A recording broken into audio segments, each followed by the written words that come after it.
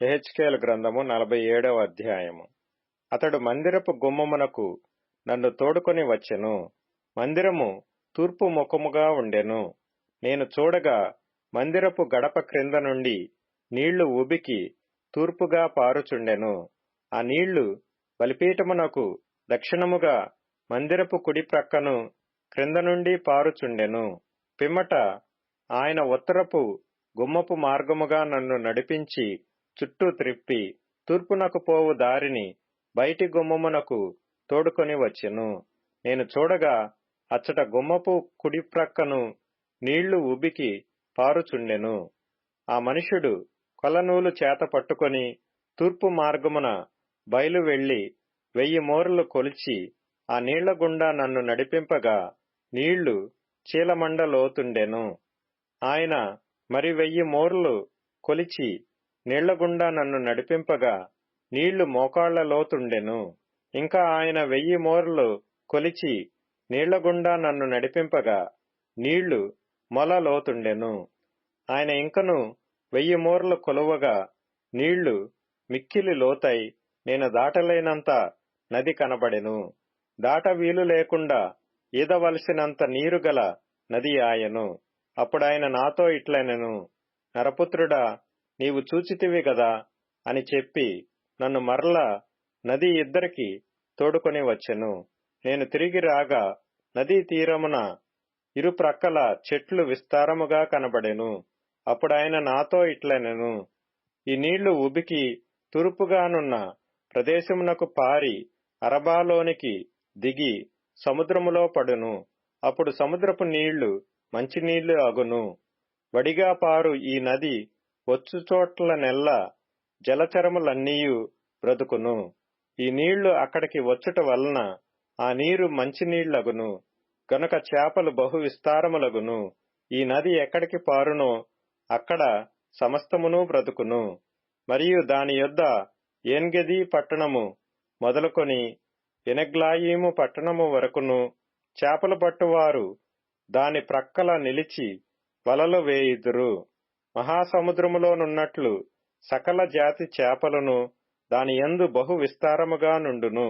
అయితే ఆ సముద్రపు బురద స్థలములను ఊబి స్థలములను ఉప్పు గలవై యుండి బాగుకాక యుండును. నదీ తీరమున ఇరు ప్రక్కల ఆహారమిచ్చు సకల జాతి వృక్షములు పెరుగును. వాటి ఆకులు వాడిపోవు, వాటి కాయలు ఎప్పటికినీ రాలవు.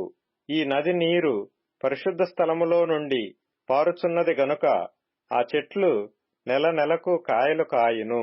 వాటి పండ్లు ఆహారమునకును వాటి ఆకులు ఔషధమునకును వినియోగించును. ప్రభువైన యెహోవా సెలవిచ్చినదేమనగా, సరిహద్దులను బట్టి ఇశ్రాయేలీల 12 గోత్రముల ప్రకారము మీరు స్వాస్థ్యముగా పంచుకొనవలసిన భూమి ఇది. యోసేపు సంతతికి 2 భాగములు ఇయ్యవలెను. నేను ప్రమాణము చేసి మీ పితరులకు ఈ దేశము ఇచ్చితిని గనుక ఏమీయూ భేదము లేకుండా మీలో ప్రతివాడును దానిలో స్వాస్థ్యము నొందును. ఈలాగున అది మీకు స్వాస్థ్యమగును. ఉత్తర దిక్కున సెదాదునకు పోవు మార్గమున మహాసముద్రము మొదలుకొని హెత్లోను వరకు దేశమునకు సరిహద్దు. అది హమాతునకును బేరోతాయునకును దమస్కు సరిహద్దునకును హమాతు సరిహద్దునకును మధ్యనున్న సిబ్రయీమునకును హవ్రాను సరిహద్దును ఆనుకొను మధ్యస్థలమైన హాజేరునకును వ్యాపించును. పడమటి సరిహద్దు హసరేనాను అను దమస్కు సరిహద్దు పట్టణము. ఉత్తరపు సరిహద్దు హమాతు. ఇది మీకు ఉత్తరపు సరిహద్దు. తూర్పు దిక్కున హవ్రాను దమస్కు గిలాదులకును ఇశ్రాయేలీల దేశమునకును మధ్య యొర్దాను నది సరిహద్దుగా ఉండును. సరిహద్దు మొదలుకొని తూర్పు సముద్రము వరకు దాని కొలువవలెను. ఇది మీకు తూర్పు సరిహద్దు.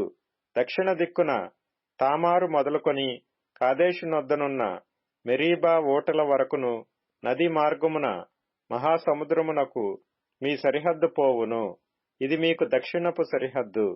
పశ్చిమ దిక్కున సరిహద్దు మొదలుకొని హమాతునకు పోవు మార్గము వరకు మహాసముద్రము సరిహద్దుగా ఉండును. ఇది మీకు పశ్చిమ దిక్కు సరిహద్దు. ఇశ్రాయేలీల గోత్రముల ప్రకారము ఈ దేశమును మీరు పంచుకొనవలెను. మీరు చీట్లు వేసి మీకును మీలో నివసించి పిల్లలు కనిన పరదేశులకును స్వాస్థ్యములను విభజించినప్పుడు ఇశ్రాయేలీలలో దేశమందు పుట్టిన వారినిగా ఆ పరదేశులను మీరు ఎంచవలెను. ఇశ్రాయేలీలు గోత్రికులతో పాటు తామును స్వాస్థ్యము నొందునట్లు మీ వలె వారును చీట్లు వేయవలెను. ఏ గోత్రములో పరదేశులు కాపురముందురో ఆ గోత్ర భాగములో మీరు వారికి స్వాస్థ్యము ఇయ్యవలెను. ఇదే ప్రభువైన యెహోవా వాక్కు.